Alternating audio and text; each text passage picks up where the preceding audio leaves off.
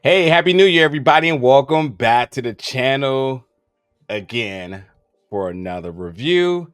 Zero and I are starting off the year 2024 with the new film Night Swim, which is coming to theaters January 5th. This film is from James Wan, producer of The Nun, and a Blumhouse production, which in that case, Jason Blum, all things Blumhouse, from the producer of Megan, and director Bryce McGuire, who and written by Bryce, who I had the chance to meet at New York Comic Con. So this has been a little bit of a long time coming since the Blumhouse Productions Blumhouse panel at New York Comic Con back in October, which I know you attended. I attended as well. Amongst other projects announced, I know this was one that was definitely on our radars. But now that we had a chance to check it out early, I certainly have a lot to talk about. I have a lot of funny shit to say. As We do have I. not we have not had a chance to talk about it together, so we are definitely here to not only give you our first reactions, our review, and a little bit of the ending explain, because I have some questions, I have some theories, and so forth. But with that being said, Zero, I give it to you. You seen the film. What is your thoughts? My thoughts. What a way to start the 2024 year of horror with Night Swim. Now, when I was initially got hip to this movie, I'm like, okay, this is a solid concept. You know, as far as bodies of water and horror go, the relationship there, the ocean's not safe, the lake is not safe, the lagoon is not safe.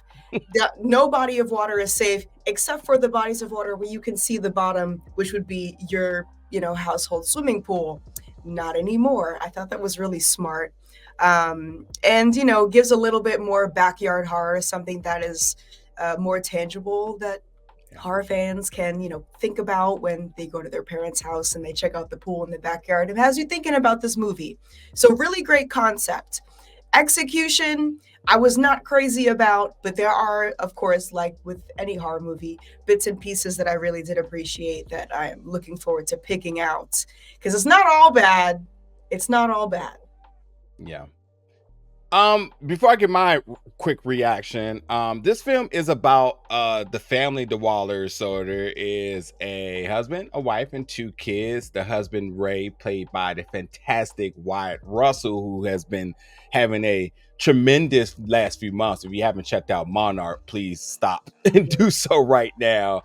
But he is a baseball player, and he's sustained not only an injury, he's dealing with MS, and with his sort of career and his profession, it's really caused the family to constantly happen to move. And as the wife, depicted Eve, played by Carrie Coden, she says, I think it's about time for us to lay our roots, which means they want to find a house where they can actually stay, kind of allow their kids to be acclimated into the community, grow within their schools, and so on, instead of living sort of that military lifestyle of constantly having to move every few months and so on, which is dependent on his baseball status and obviously being traded frequently. So they found this house, and I'm just going to say that the real estate agent sucked, and it's very clear that she did very early. Just had to throw that out there. Was not a fan of hers. Anybody who's ever recently bought property or dealt with property knows that these type of people really get under your skin. So right there at that Mm-hmm. moment, my tempers is flaring. But yeah, they get a house and they get a swimming pool, and there's a lot of emphasis to the swimming pool. Like, they see the swimming pool, and this is like a game changer. Although their first sort of interaction with the swimming pool was very potentially deadly, so I was definitely thrown off about, like, okay, you almost died, but you're so in love with the pool now. But we'll talk about it all. But anyway, they find this house, and only to find out that this swimming pool is a lot more than just this structure in the backyard. In fact, the water sort of possesses magical abilities, in which, as they say in the film more times than enough, that if you are If there is something for the matter of love, the water, magical water, grants a wish but takes a life. So in the case of loving something, there's a sacrifice needed, and that's a statement kind of made within the film, is that love, almost in the sense of love isn't enough, there must be a sacrifice in order to do so. I mean, look, I'm not paraphrasing, like these things are happening in the film. So but again, as I mentioned, this is by the director Bryce McGuire, and again, from attending New York Comic Con, the panel, the press room, I was definitely excited for this. Blumhouse definitely came through with a lot of content. Blumhouse has a really reputable slate of films, so there's a lot of reasons for this to be exciting. My reservation as a film critic is January is never a good month for releases. So I say that to say this film was very meh to me. Yeah. From plot holes and gaps that just wasn't making sense. Some of the continuity within, like, sort of just the first half of the film to the second half of the film, like the first half really laid out so much and kind of dabbled into some of the horror tropes and elements that it became just a tad bit boring. But about at that hour mark, things definitely started to kick up. But the continuity, and there was definitely holes within the gap, so it kind of took me out of things and definitely left me with more questions than none. And I want to really, really, really preference that this film is called Night Swim, and I'm pretty sure that you all are thinking that this is a haunted pool. It is actually about the magical water, which this is a town of well water, which means that this isn't Right? the only thing that could I'm be. glad you said that. I'm glad you said that because that's not how, like, general infrastructure works. No. Like, if they have well water, I'm gonna go ahead and assume that the whole block does. Talk to me. Talk to me. Okay, I'm glad you're having these same thoughts that I was. I had a packed theater last night. I don't know about you, but my theater was absolutely packed. There was a lot of children for some reason. There definitely was in mine too. And I will say this is a good movie to, like, scare kids. Sure, it's a good movie to Mhm. scare kids. As far as PG-13 horror goes, there is much better out there. And as much as it sucks, I, while watching, kept comparing it to Megan, because Megan was the first horror film that we got right off the bat, January of 2023. Yeah. And that's what started off our season really high, really high. It was kind of like, the bar was up there immediately. So, I'm a little extra excited because, for screening of the year, we're going to start the 2024 horror season. This is also the first film of the merger between Blumhouse and Atomic Monster Studios. Yes. So we got fucking Jason Blum, we got James Wan, first horror movie of the year. Let's get it. And just like you said, very meh. That's the first thing that I thought about, was the whole well water situation. Didn't really make a lot of sense, but sure, they wanted to tie it back to a bigger picture, something that's older than just civilization. So sure, let's put it in the water. As far as the performances go, I thought everyone was a little lazy. I didn't think these performances were particularly motivated. One character, though, that I thought was great casting, ironically, was the real estate agent. Like, that was just incredible casting. Yeah, really triggering off break, under but my yeah, skin. absolutely. Listen, I just moved a couple months ago, so I get it. That it really hit a nerve. And I'm no shade to any of the actors on this project, because Wyatt Russell, I've seen him in Overlord. I love that movie. The new Monarch series. So there is potential here, but I think, an actor can only drive a film so much, and writing has to do a good bulk of it as well. I thought the writing was a little thin, especially the dialogue. Oh God. Sometimes there is cheese that comes off of horror films that's not really supposed to be funny, but it puts a band-aid over it if you do find it funny, and then it makes it just all around a little bit more enjoyable to watch. I cringed a little bit, especially at those attempts at humor towards the end that were trying to be thrown in that didn't really work. I wanted to laugh, but then the laugh was just a kind of awkward. Yeah. I'm a little bit uncomfortable sitting here. I was bored. I was a little bored with everything. I can't lie. I can't lie. Yeah, I'll come back to performances too. I agree, and again, I still stand on why doing a fantastic job, but his performance alone wasn't enough to look across the board and say like I was overly impressed by the performances. And I'm gonna talk a little bit more about why I was enthused with his performance. But yeah, I definitely think that a lot of other folks very coasted out, and nothing against the kids. I thought the kids, for the script they were presented, definitely fulfilled that. Very light, um, very uh, very on par for adolescence. You know, they made the mistakes that kids should make. Mhm. But you know, I've still at times questioned, and one of my biggest critiques with a lot of horror films is the human nature element in terms of proper responses. I mean, but how many times do you get punched in the face without you saying, "All right, stop"? You know what I Mhm. mean? And it's Mhm. things like that. It's like there's a lot of psychological things happening. And how many times are you going to say, "Did I see something? Did I see something? Did I see something?" And Mhm. so fine. Whether you want to keep playing with that, fine. But then there's other cases where it's like you see them see something once and then they immediately went and go told somebody else. So there's like continuity issues with stuff like that. It's like build these characters to make them believable so that they're relatable so that we can engage with the film no matter where we're at in terms of the age bracket, whether you're the parent, whether you are a neighbor, whether you are a kid, we were all kids. So yeah, it's some of those sort of things that were kind of confusing to me. I will also say that Jodie Long, who plays Kay, this character is very limited in this film. I was completely engaged with this character strictly because what I thought the highlight of this film was the visuals. They did some really cool things. There was about 80-90% of the visuals I liked. I think when it comes down to James Wan, his creature designs and the presentation of it is always stellar, so that didn't disappoint. So uh I definitely was excited but yet impressed by how it was delivered. I'm in the sound mixing along with the visuals, which ultimately goes to what you have seen in the trailer. So yes, there was a short film which was good. The trailer also really gave you a lot to be hyped about.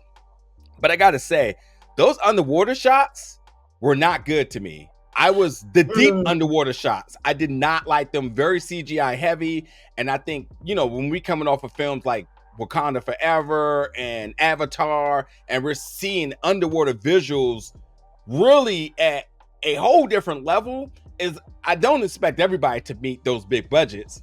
Mhm. But I also think that when you know where the bar is set, how much further down below do you even want to dance in that realm of things without Mhm. folks being like, I know what really good looks like. I know what sustainable looks like. You're still struggling with that. I was not really impressed with the deep underwater stuff. It's Yeah, very me neither. CGI heavy. It also got confusing. The this underwater scenes where we stay in like the shallow end and we're looking up into the sky. I can figure out what's going on, but as soon as we get into which really to me just looks like the sunken place from Get Out, we go even further down and into the kind of unknown. It gets confusing. It really does get confusing, especially because there is like a creature involved, but it's not always a creature that is involved. Sometimes it is, sometimes it isn't, sometimes it's mirages. And when we get into these like deep water scenes, it's a lot of fast cuts. It's a lot of like grainy CGI. I'm not exactly sure what the protagonist is fighting against, if anything, or are they just drowning? It kind of feels like what you feel like when you're confused in water. Like, I don't know, you ever like jump into a body of water Mm-hmm. and just for a split second, like you don't know which way is up. Yeah. That's kind of how I felt as the viewer.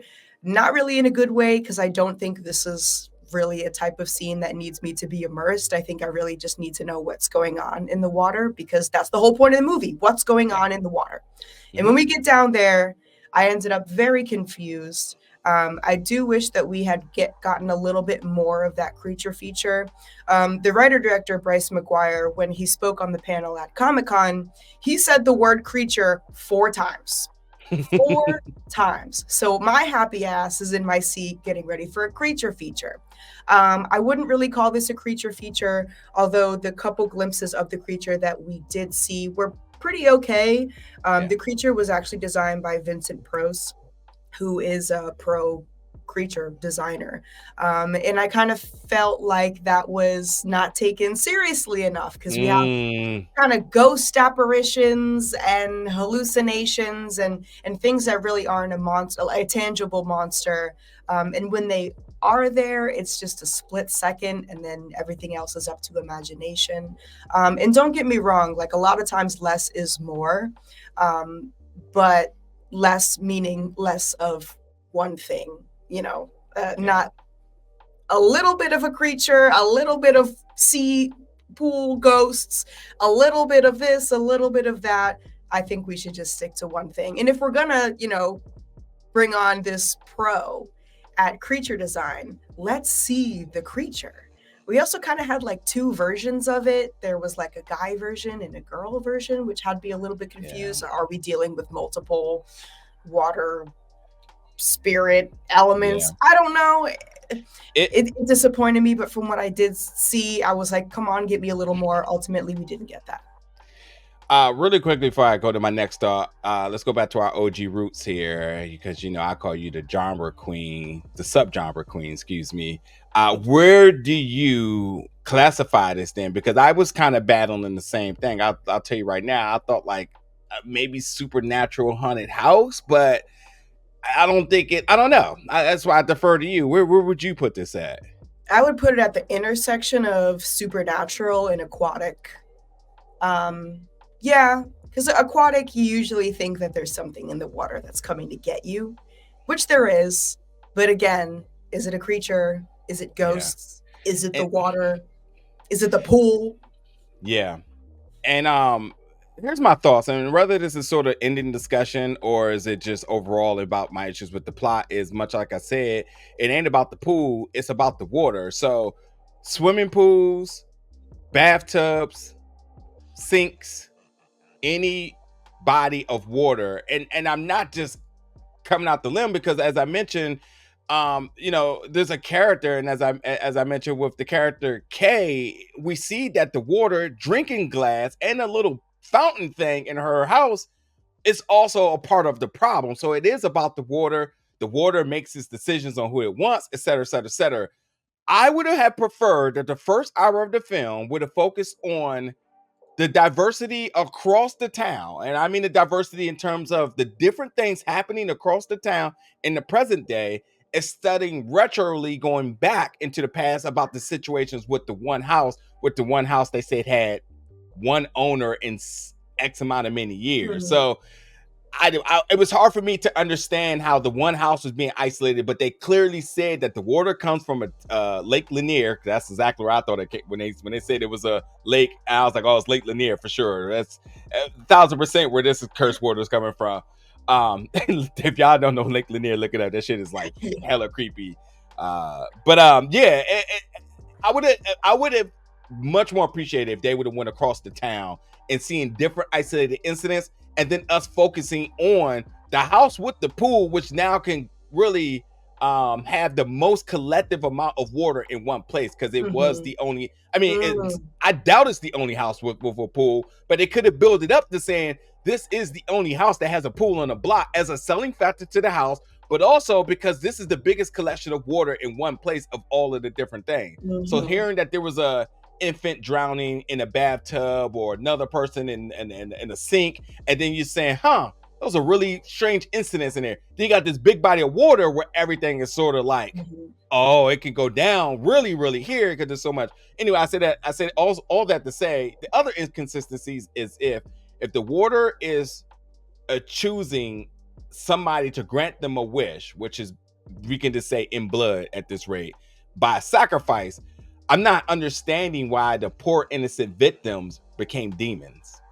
I don't understand how there was inconsistencies with some of the demons being absolutely bad, and then there's this one innocent girl. But apparently everybody had to be sacrificed by their, not by their own Hmm. knowing, but because somebody sacrificed them. So I want to rename this film because I've been waiting to get to my funny shit all day. Been waiting for this. This is my whole Let's hear spill. it. The new film that you need to be checking out tomorrow is Marvel Presents the Illuminati, and I do not mean Magneto.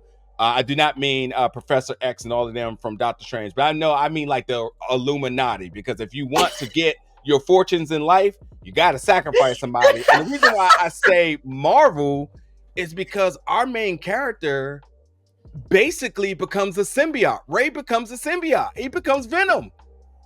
And He does. It's the oddest thing because I was not expecting that. And I want to say that the moments where the symbiote possesses him and he spits out black stuff, it's definitely a symbiote. And how everything works, because he is dealing with MS, the water grants him better health. What the symbiotes do when they protect their host? They become, it's literally Venom. That's true. That makes him a better person. So again, I love this whole performance when he becomes Venom. Yeah, Marvel Presents the Illuminati, the real one that y'all say Jay-Z and Beyonce and all of them are all in. Like that one. With the symbiote being Venom and so on. It's like I could not help but to overlook that shit. Like seriously. I have issues with this whole ending scene. Would you like to get into the ending explained at this point? Absolutely. Let's do it. To the best of our ability. So the ending is extremely underwhelming. I say that very, very seriously. So again, our protagonist turns into Venom. He gets possessed by the water, starts acting all crazy, and the haunted water is using him as a vessel to help play out the sacrifice of the youngest child, which is the son in this case. So after the rest of the family figures out what actually is going on, because oh my god, I forgot about this. After so many instances of I saw something, she saw something, he saw something, all right, we're all on the same page, something's happening, and something's wrong with daddy because he's acting really weird. Everyone's on the same page. All it takes is a, honey, I know you're in there, please wake up. And he does. Like that's all it took. That's all it took, is a nice, heartwarming, this isn't who you are, you're being possessed. And then he says, okay, coughs up the black liquid, everything's over. What? Like, can you see why I say this a little bit of lazy writing? Yeah, because couldn't the same method work for the son as well too? Yep. Or anyone who was ever caught in this situation. Yeah, and I get like the fight to come back to your family whole theory. And you're entirely right, because God knows that while the mother and daughter fought tooth and claw to get their son back, the dad is just chopped meat. They they just looked. There's like, oh, he's gone. Oh, he's gone. I hated it. And because of your family and you're fighting for one another, there's a lot of issues within the last moments, as you said. You're entirely right. I firmly agree. And just their just lack of awareness or just any level of enthusiasm to go after the father. No urgency, just looks at him, disappears, knowing that the water is what the water is definitively now. There's no ifs, ands, or buts. Everybody's on the same page. And they're just like, well, guess dad is gone. It's the strangest thing. It's the strangest thing. Especially because so much of the theme here is about love and family and having to make sacrifices to live, a decent life that you deserve. And I don't know how intentional this is, or if it was just placed there to just mess me up and make me a little angry, but our father figure clearly puts himself before his family. Yes. Earlier in the film, we can see that he's recording over their childhood videos to do like a self-tape so he could get back in the game or whatever. He doesn't want to go swimming with his son because he's too busy working out. Not having his son be, the moment going to his son's baseball game. Of course, there's a better player on the team, so the attention goes to there. The attention goes to me. How about I show you what's going on? I'm really convinced that this father really doesn't care, or maybe cares a little bit about his family, but not enough that he cares about himself. And I was really thinking that somehow the whole baseball theme, because he's a retired baseball player, or maybe he's in denial that he should be retired because he has freaking MS. But I was thinking maybe there's something that you can tie together with baseball and like honor, being like a good sportsman and I don't know. I'm not a sports girl, but I was thinking maybe that's how we could wrap it up somehow. But really, in the end, when the father comes to and realize that he has to, oh, I need to be the sacrifice in Yeah, order for somebody all of has to this to pay this end. this this unknown theme that came about at the very end. Right. Someone It has to kind of pay. just felt like, okay, you're going to make it all about you again. This is what I'm thinking. Not I even feel all for the you. greater good of my family. This is what I have to do. I have to make No, it about myself because it's always about myself and never about my wife and kids.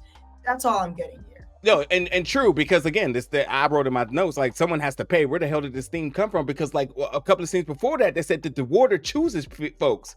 So it ain't Mhm. someone has to pay. The water wants who it wants, and that's just what it is. So his sacrifice, it was kind of like they don't want you, they're using you. They want the boy, and it seems that there's a theme of these young innocent folks, which is what we see in the beginning of the film. It's consistent why the boy gets picked. I would think that the girl would be next. But the Mhm. father's like, oh, someone has to pay. It'll be me. And the family I'll was do like, it. all Don't right, worry. yeah. I'm a Our hero. hero. Yeah. I hate the gotta be the hero trope across everything. I hate it. Yep. You don't have to sacrifice yourself. Sometimes you can just be smart and devise a Mhm. plan where everybody can survive. You don't always have to, I'll let go. Just like Monarch, by the way. But anywho, This is unnecessary. cinema. This is Yeah, cinema, okay? There will be, regardless, a main character. You don't have to put main character syndrome into a movie. Main character syndrome should just stay in real life. It's unfortunate as it is, but I don't think it needs to be placed into a film because there already is a main character, and there's something that you could do to be honorable that's not as bingo. much of a shortcut as this. So, main takeaway, the writing was lazy. I'm really looking forward to watching this short film though, because I do have a feeling that this could really work as a short film because again, concept is And it really does. there. How many everybody knows somebody who has a pool in the backyard. Body of water, a little bit unknown. Cool concept. Is it worth an hour and 40 minutes of stretched out writing? And very muddy CGI and weird continuity errors Mhm. and pacing, I'm going to go ahead and say no, Steve. Yeah, last thing for me is that the one thing I very much particularly liked is when the daughter gets glass in her hands, and the cinematography that follows is That was nice. top tier.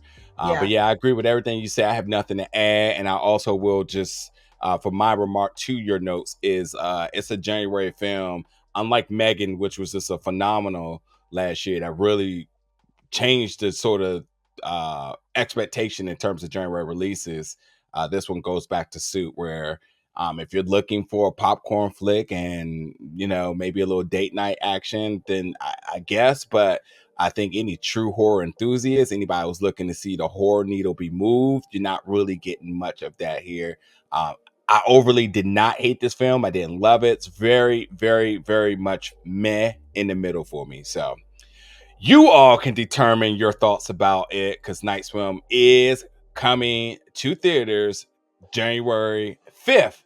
Let Zero and I know your thoughts about this, the things that you liked, the things that you didn't like, the things that worked, the things that did not work, all that and more as we are getting ready to kick it up for 2024 with more reviews and content here at Big O Belt Media. So thank you all for watching, and we'll see you all back very soon.